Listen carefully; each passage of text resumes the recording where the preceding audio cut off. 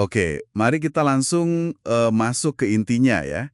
Hari ini kita mau kupas tuntas sesuatu yang mungkin sering luput dari perhatian kita, yaitu dampak luar biasa dari apa yang disebut kemenangan kecil di pekerjaan. Kita akan lihat gimana sih langkah-langkah kecil ini sebenarnya membentuk perasaan kita, semangat kita, ya cara kita memandang kerjaan sehari-hari. Nah, sumber kita kali ini dari riset yang ada di seri Emotional Intelligence, Harvard Business Review. Spesifiknya soal konsep kehidupan kerja batin atau inner work life. Jadi misi kita kali ini yaitu menggali kenapa sih kemajuan harian ini penting banget buat kehidupan kerja batin Anda. Benar sekali.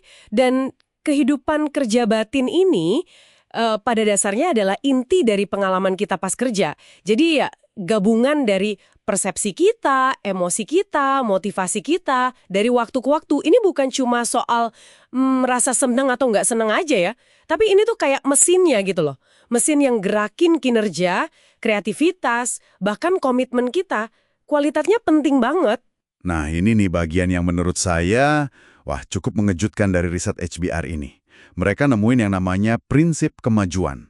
Ternyata, pendorong paling kuat buat kehidupan kerja batin yang positif itu bukan, katakanlah, gaji gede atau jabatan keren, tapi simple aja, membuat kemajuan dalam pekerjaan yang terasa bermakna. Kata kuncinya itu bermakna sama kemajuan, sekecil apapun itu kemajuannya. Betul, betul banget. Kita seringkali fokusnya ke target yang gede-gede ya, atau pencapaian monumental.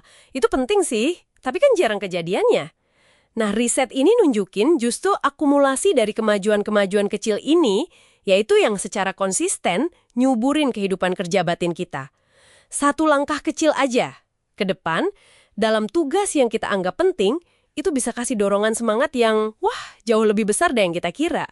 Jadi bukan cuma soal selesai ngerjain tugas gitu ya, tapi lebih ke sensasi bergerak majunya itu sendiri. Gimana dampak spesifiknya ke perasaan sama motivasi kita? Dampaknya itu berlapis, Mas. Jadi waktu kita ngerasa maju, itu muncul emosi positif. Kayak rasa bangga, gembira, atau bahkan lega gitu.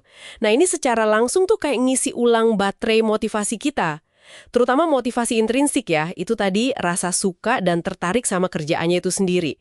Persepsi kita ke lingkungan kerja, ke atasan, ke rekan kerja, itu juga cenderung jadi lebih baik. Sebaliknya, kalau ada hambatan atau kemunduran, setbacks istilahnya, nah itu efeknya bisa destruktif banget. Soal hambatan ini menarik nih.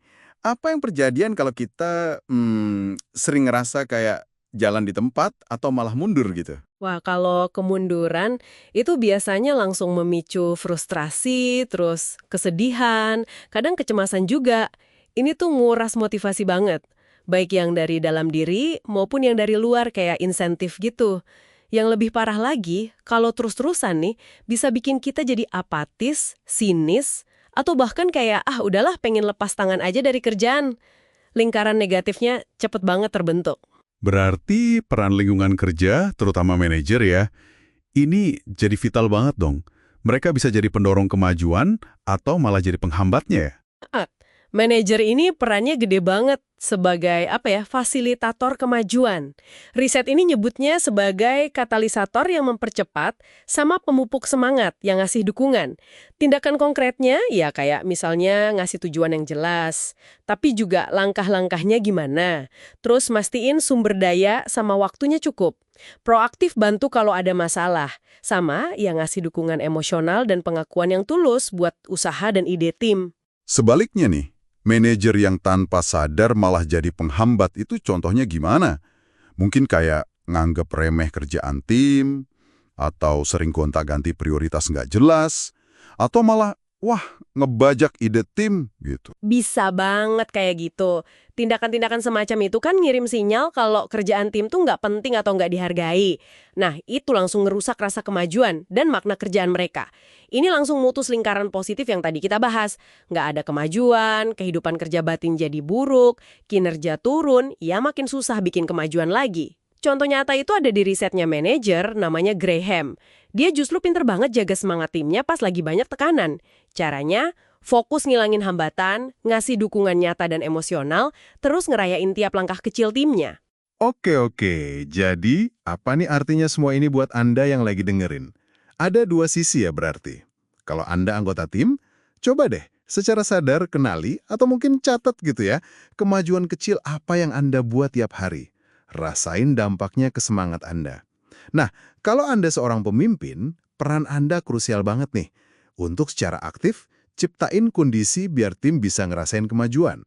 Dan jangan lupa, akui usaha mereka, sekecil apapun langkahnya itu. Iya, intinya sih jangan pernah remehkan kekuatan langkah-langkah kecil yang konsisten.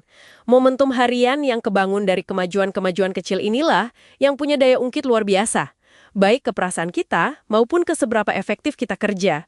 Jadi ini bukan soal lari sprint sesekali, tapi lebih kayak maraton yang diisi kemenangan-kemenangan kecil tiap hari, gitu. Oke, sebagai penutup nih ya, sebuah pertanyaan reflektif buat Anda bawa pulang.